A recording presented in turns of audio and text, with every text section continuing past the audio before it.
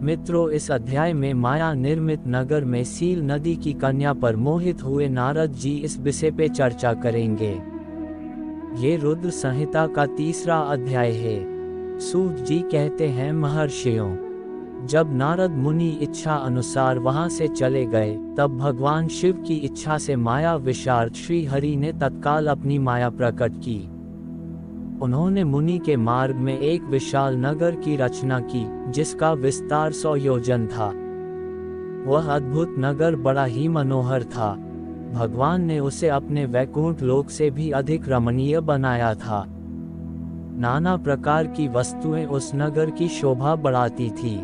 वहां स्त्रियों और पुरुषों के लिए बहुत से विहार स्थल थे। वह श्रेष्ठ नगर चारों वर्ण के लोगों से भरा था। वहां सीलनिधि नामक ऐश्वर्यशाली राजा राज्य करते थे। वे अपनी पुत्री का स्वयंवर करने के लिए उद्यत थे।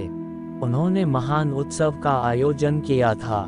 उनकी कन्या का वरण करने के लिए उत्सुक हो चारों दिशाओं से बहुत से राजकुमार पधारे थे, जो नाना प्रकार की वेशभूषा तथा सुंदर शोभा से प्रकाशित हो रहे थे। मुनि शिरोमणि नारद को आया देख महाराज सीलनिधि ने श्रेष्ठ रत्न के सिंहासन पर बिठाकर उनका पूजन किया। अपनी सुंदरी कन्या को, जिसका नाम श्रीमती था, बुलवाया और उससे नारद जी के चरणों में प्रणाम करवाया। उस कन्या को देखकर नारद मुनि चकित हो गए और बोले, राजन, यह देवकन्या के समान सुंदरी महाभागा कौन है? उनकी यह बात सुनकर राजा ने हाथ जोड़कर कहा, मुन्ने, यह मेरी पुत्री है। इसका नाम श्रीमती है। अब इसके विवाह का समय आ गया है। यह अपने लिए सुंदर वर चुनने के निमित्त स्वयंवर में जाने वाली है।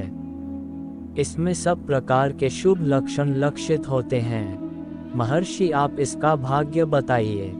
राजा के इस प्रकार पूछने पर काम से मोहित हुए मुनि श्रेष्ठ नारद उस कन्या को प्राप्त करने की इच्छा मन में लिए राजा को संबोधित करके इस प्रकार बोले, भूपाल, आपकी यह पुत्री समस्त शुभ लक्षणों से संपन्न है, परम सौभाग्यवती है। अपने महान भाग्य के कारण यह धन्य है और साक्षात लक्ष्मी की भांति समस्त गुणों की आधार है। इसका भावी पति निश्चय ही भगवान शंकर के समान वैभवशाली, सर्वेश्वर, किसी से पराजित नहीं होने वाला, वीर, काम विजय तथा संपूर्ण देवताओं में श्रेष्ठ होगा। ऐसा कहकर राजा से विदा ले इच्छा अनुसार चलने वाले नारद मुनि वहां से चल दिए। वह काम के वशीभूत हो गए थे। शिव की माया ने उन्हें विशेष मोह में डाल दिया था। वे मुनि मन ही मन सोचने लगे कि मैं इस राजकुमारी को कैसे प्राप्त करूं। स्वयंवर में आए हुए राजाओं में से सबको छोड़कर यह एकमात्र मेरा ही वरण करें, यह कैसे संभव हो सकता है? आर्यों को सौंदर्य सर्वथा प्रिय होता है। सौंदर्य को देखकर ही प्रसन्नता पूर्वक मेरे अधीन हो सकती है, इसमें संशय नहीं है। ऐसा विचार कर काम से विह्वल हुए मुनिवर नारद भगवान विष्णु का रूप ग्रहण करने के लिए तत्काल उनके लोक में जा पहुँचे। वहां भगवान विष्णु को प्रणाम करके इस प्रकार बोले, भगवान, मैं एकांत में आपसे अपना सारा वृतांत कहूँगा। तब बहुत अच्छा कहकर लक्ष्मीपति श्रीहरि नारद जी के साथ एकांत में जा बैठे और बोले, मुनि, अब आप अपनी बात कहिए।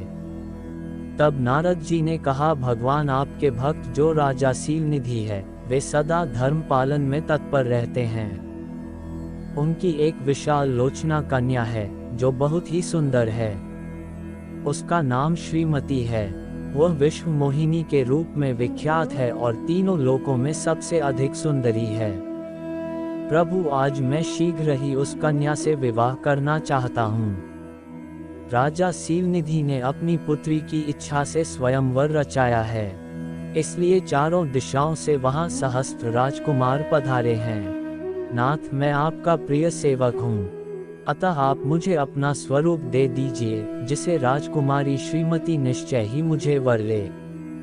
सूत जी कहते हैं, महर्षियों, नारद मुनि की ऐसी बात सुनकर भगवान मधुसूदन हंस पड़े और भगवान शंकर के प्रभाव का अनुभव करके उन दयालु प्रभु ने उन्हें इस प्रकार उत्तर दिया। भगवान विष्णु बोले, मुन्ने, तुम अपने अभीष्ट स्थान को जाओ। मैं उसी तरह तुम्हारा हित साधन करूंगा, जैसे श्रेष्ठ वैद्य अत्यंत पीड़ित रोगी का करता है, क्योंकि तुम मुझे विशेष प्रिय हो। ऐसा कहकर भगवान विष्णु ने नारद मुनि को मुंह तो वानर का दे दिया और शेष अंगों में अपने जैसा स्वरूप देकर वहां से अंतर्ध्यान हो गए। भगवान की पूर्ववत बात सुनकर और उनका मनोहर रूप प्राप्त हो गया समझकर नारद मुनि को बड़ा हर्ष हुआ। वे अपने को कृत्य मानने लगे। भगवान ने क्या प्रयत्न किया है इसको वे समझ ना सके। श्रेष्ठ नारद शीघ्र ही उस स्थान पर जा पहुँचे जहाँ राजा सीलनिधि ने राजकुमारों से भरी हुई स्वयंवर सभा का आयोजन किया था। विप्रो, राजा सीलनिधि द्वारा आयोजित स्वयंवर सभा दूसरी इंद्र सभा के समान अत्यंत शोभा पा रही थी। नारद जी उस राज्य सभा में जा बैठे और वहां बैठकर प्रसन्न मन से बार बार यही सोचने लगे कि मैं भगवान विष्णु के समान रूप धारण किए हुए हैं। राजकुमारी अवश्य मेरा ही वरण करेगी, दूसरे का नहीं। मुनि श्रेष्ठ नारद को यह ज्ञात नहीं था कि मेरा मुंह कितना कुरूप है। उस सभा में बैठे हुए सब मनुष्यों ने मुनि को उनके पूर्व रूप में ही देखा।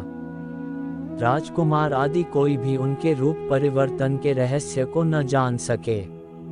वह नारद जी की रक्षा के लिए भगवान रुद्र के 2 पार्षद आए थे जो ब्राह्मण का रूप धारण करके वहां बैठे थे। नारद जी के रूप परिवर्तन के उत्तम भेद को जानते थे। मुनि को काम आवेश से मूढ़ हुआ जानकर दोनों पार्षद उनके निकट गए और आपस में बातचीत करते हुए उनकी हंसी उड़ाने लगे। परंतु मुनि तो काम से विहल हो रहे थे, अतः उन्होंने उनकी यथार्थवाद भी अनसुनी कर दी। वह मोहित हो श्रीमती को प्राप्त करने की इच्छा से उसके आगमन की प्रतीक्षा करने लगे। इसी बीच में वह सुंदरी राजकन्या स्त्रियों से घिरी हुई अंतःपुर से वहां आई। उसने अपने हाथ में सोने की एक सुंदर माला ले रखी थी। वह शुभ लक्षणों वाली राजकुमारी स्वयंवर के मध्य भाग में लक्ष्मी के समान खड़ी हुई अपूर्व सुंदरा लग रही थी। उत्तम व्रत का पालन करने वाली वह कन्या माला हाथ में लेकर अपने मन के अनुरूप वर का अन्वेषण करती हुई सारी सभा में भ्रमण करने लगी। नारद मुनि का भगवान विष्णु के समान शरीर और वानर जैसा मुंह देखकर वह कुपित हो गई और उनकी ओर से दृष्टि हटाकर दूसरी ओर चली गई। स्वयंवर सभा में अपने मनोवांछित वर को ने देखकर वह भयभीत हो गई। राजकुमारी उस सभा के भीतर चुपचाप खड़ी रह गई। उसने किसी के गले में जयमाला नहीं डाली। इतने में राजा के समान वेशभूषा धारण किए भगवान विष्णु वहां आ पहुंचे। किन्हीं दूसरे लोगों ने उनको वहां नहीं देखा, केवल उस कन्या की ही दृष्टि उन पर पड़ी। भगवान को देखते ही उस परम सुंदरी राजकुमारी का मुख प्रसन्नता से खिल उठा। उसने तत्काल ही उनके कंठ में वह माला पहना दी।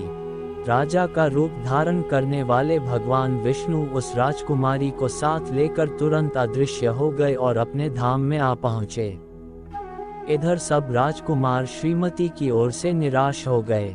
नारद मुनि तो काम वेदना से आतुर हो रहे थे, इसलिए भी अत्यंत विहौल हो उठे। तब वे दोनों विप्र रूपधारी ज्ञान विशारद रुद्रगण काम विह्वल नारद जी से उसी क्षण बोले। रुद्रगणों ने कहा, हे नारद, हे मुने, तुम व्यर्थ ही काम से मोहित हो रहे हो और सौंदर्य के बल से राजकुमारी को पाना चाहते हो। अपना वानर के समान घृणित मुंह तो देख लो। सूत जी कहते हैं, महर्षियों।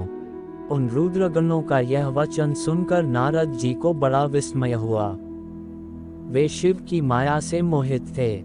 उन्होंने दर्पण में अपना मुंह देखा। वानर के समान अपना मुंह देख वे तुरंत ही क्रोध से जल उठे और माया से मोहित होने के कारण दोनों शिवगणों को वहां शाप देते हुए बोले, अरे तुम दोनों ने मुझ ब्राह्मण का उपहास किया है, अतः तुम ब्राह्मण के वीर्य से उत्पन्न राक्षस हो जाओ। ब्राह्मण की संतान होने पर भी तुम्हारे आकार राक्षस के समान ही होंगे। इस प्रकार अपने लिए शाप सुनकर वे दोनों ज्ञान शिरोमणि शिवगण मुनि को मोहित जानकर कुछ नहीं बोले। ब्राह्मणों, वे सदा सब घटनाओं में भगवान शिव की इच्छा मानते थे, अतः उदासीन भाव से अपने स्थान को चले गए और भगवान शिव की स्तुति करने लगे। ओम नमः शिवाय। ये अध्याय समाप्त हुआ। अगर आपको हमारी कथा अच्छा लगा तो इसे अपनी प्रियजनों को शेयर करें। हमारा चैनल श्री पपेश को सब्सक्राइब करें। धन्यवाद।